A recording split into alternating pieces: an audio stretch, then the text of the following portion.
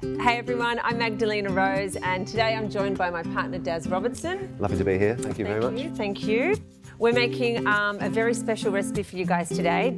This is my go-to family spinach and cheese pie, although I've jazzed it up by adding a dozen eggs, and it actually turns this pie, I think, into a bit of a showstopper. I particularly like making it with Daz, not only because he's a very good chef, but it's just nice to have an extra person helping you with this one because there are a few steps and it makes it a little bit more of a pleasure, I think. So. Or get the kids involved if you want true chaos and mess in the kitchen. Yes. Get the little kids to crack the eggs. So I'll start off by telling you what we need to put in it. So you want around 500 grams of greens. So anything you've got: silver beet, kale, spinach, the usual suspects. So Daz is going to chop up the greens and then he's going to put them into a pot and basically allow them to sweat. So we really want to wilt them and get as much moisture out as possible. What we also put in is some beautiful herbs. So I like to use a mix, around 1/4 cup of dill, 1/4 cup of parsley and mint. And we chop these up pretty finely so they're nice and even. What we're also adding to this is a couple of just raw garlic. So we'll be grating this, or you can use a garlic crusher to put it into your bowl. We'll have the zest of half a lemon, and then we're also going to add our feta and our ricotta, a couple of eggs and breadcrumbs. So all of this is going to go into a bowl. So the stalks have cooked down. As you can see, they're just starting to go nice and translucent. So now I'll just chuck my leaves in. The next piece of the puzzle is an onion. So we peel our onion and we dice it. I actually like cooking with Daz because he always gives me really good tips, particularly with baking and stuff. It's like having like a little cooking encyclopedia on hand to check if it's actually right. And I do like cooking with you, Mags, because I do. I must say, like commercial cooks and home cooks, there's definitely they are different worlds. But I'd like your sort of common sense approach. And obviously, like I think you've taught me a lot about practicality in the kitchen and nutrition. And still things like they do have to be tasty, but they don't have to be complicated. And that's one thing as a young chef, you're trying to impress all the time, and you're always trying to add more to a dish. Well, I suppose with a home cook, especially with a small family, perhaps you've got time constraints. So you're trying to make things as practical and as doable and achievable as possible, but still make them really delicious. So I like that about you. Thanks. No, it's got to be practical. I mean, I like to make food that's really nutritious for the family, but it has to be delicious as well. So with the greens, so they're still nice and vibrant, so they've cooked down, and we're just going to allow those to cool, and then, as Mag said, we'll squeeze out the juices so you don't get soggy pastry. So we've diced our onion, we add a little bit of olive oil. So as I was saying before, we really love including kids when we are cooking. We've got a 2- and a 5-year-old, and they're both pretty much in the kitchen with us all the time because food is such a big part of our life and our livelihood. If I'm not cooking for the family at home, I'm usually testing recipes. And so the kids sort of get involved in one way or another. And I find that when they're involved in the cooking process, they're much more likely to want to eat that food as well because they feel proud and they feel like they've been a part of it. Yeah, I agree. I think if you get them involved in cooking, they're a lot more likely to actually eat it. Yeah. And they're sort of part, you just make it fun, you make it an adventure. So the elements for our greens and cheese filling are done. So now we're just going to assemble them all together in this bowl. So Daz, if you can just chop up the greens, quite fine, because when you're slicing through the pie, I don't sort of want big stringy greens hanging out. I like it all to be quite contained. We'll be putting the onion in as well. Our herbs. Got in our zest. Put the greens in? Absolutely, Daz can put the greens in. I actually really like crumbling the feta, and the kids love doing this too. This is a really good step for them. Then some garlic. I like to add around half a teaspoon of nutmeg just for a little bit of spice. It's delicious. Love nutmeg. So do I. Our ricotta, which I sort of dollop in. So we give this a mix. It's just so beautiful and delicious. Breadcrumbs? Breadcrumbs. So we add the breadcrumbs in because I like to make sure that the filling isn't going to be soggy. I think that's really important in a pie, and the breadcrumbs do absorb any sort of remaining moisture. The egg is beautiful because it binds everything together. It's not going to make it soggy. And of course it adds a little bit of flavour as well. So I love mixing this filling with my hands because I feel like there's nothing like getting in there with your hands and whatever, but this is why it helps to have a partner in crime, because now he's got the clean hands to crack the eggs. And you know, this mix, it's screaming for eggs. When you feel it when you do it at home, you'll see what I mean, that it really does need that luscious binder just to bring it all together. So we beat the egg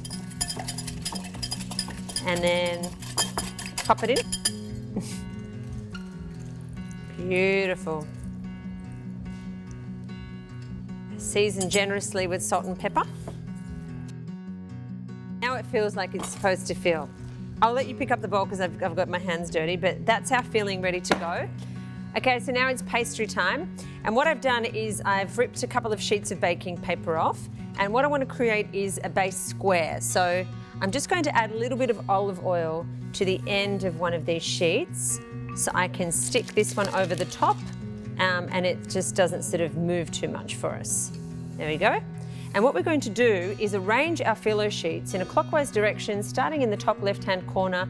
1, 2, 3, 4. 1, 2, 3, 4. And we want to create a few beautiful layers. And between each layer, we're going to have olive oil, which is the secret to making it nice and crispy. First one goes in the top corner, like so, perfect. Now, before you put the third one on, I'm just going to add a little bit of olive oil here so it actually sticks. So there you can see we've got our first layer, and we're going to continue to do this for a number of layers. So here I'm going to brush the olive oil over the top again. And we just keep going. How many layers, Daz, do you think is optimal for this? 4 or 5. 4 or 5? Yeah. So we've created our square using 1,000 sheets of phyllo pastry, but it's really fun and easy to do, as you can see. And now what we want to do is drag this whole layer of pastry over our dish. So I'm just going to put this underneath here, and you want it to sit over the top so that your dish is right in the middle of your square like this. And now we're going to press it into the dish, making sure that we go into all the little corners and crevices so it sits in nice and tight, like this. And what I want to do is, before I put my filling in, with kitchen scissors or a sharp knife, is just trim these corners so that we create a nice circle. So now we're going to pop our filling in. And when you put the filling in, you want to make sure that it's nice and smooth and even, so that when we pop our eggs on top, they don't all slide onto one side. So we get it nice and even, and then we've put a few divots in just to give the eggs something to hold on to. So now we're doing our beautiful egg layer, and we crack the eggs into a cup, and then you gently put them into the pie like so. Another one.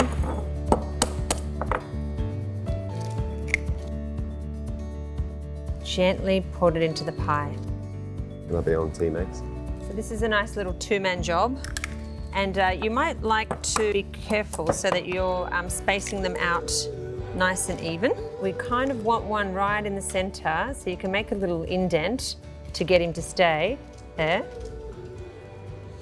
And then, Final one? have I stitched you up? No, that's okay, perfect. good. Final one, where can you fit it? What would happen if I broke this? Oh, nothing. There you go. That looks epic. Oh, That's thanks. really cool. So the final step is just to gently peel your pastry from the baking paper, and you're just folding it in like so. We don't want to break the eggs, so we're doing this super soft. Daz can help out there. And you just want to leave a little hole in the middle so that your yolk is sticking out. Not only does that help to sort of let some of the heat escape from the pie, but it looks really lovely as well. So we're adding a little bit of extra olive oil, and then there'll be a final sprinkling of some sesame seeds. And then you're going to bake this in the oven on 180 degrees for around 40 to 45 minutes, or until the pastry is golden brown, and you'll see that your egg yolk sticking out will be baked. And you might just want to trim your baking paper, which will end up being your friend when the pie is ready, because you're going to use the edges of those baking paper to lift your pie out of the dish. So that, my friends, is ready to go. Looks good, looks really good. So our greens, cheese and egg pie has been baking for 45 minutes in the oven on 180 degrees. It is ready. You can see that it's golden brown, crispy. The egg in the middle is baked and looking beautiful. So the nice thing about this baking paper is that using your friend, we hold it together to lift it out and onto a wooden board, which is the perfect place and the easiest place to serve it up and cut your slices. I'll get some lemon wedges as well. It's always beautiful with a wedge of lemon.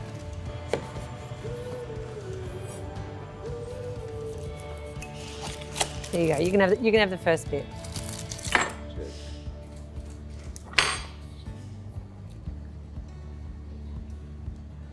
That's delicious. Oh, look at that beautiful egg. It's everything you want in a meal. Well, I hope you guys enjoyed watching Daz and I make this green cheese and egg pie. For more inspiration on making a meal to remember with one of your loved ones, just head to australianeggs.org.au and you'll also find this recipe there. I think we did well. You smashed it. Thanks. Normally you leave me hanging. That's your signature. That was really good. Thanks. Really good.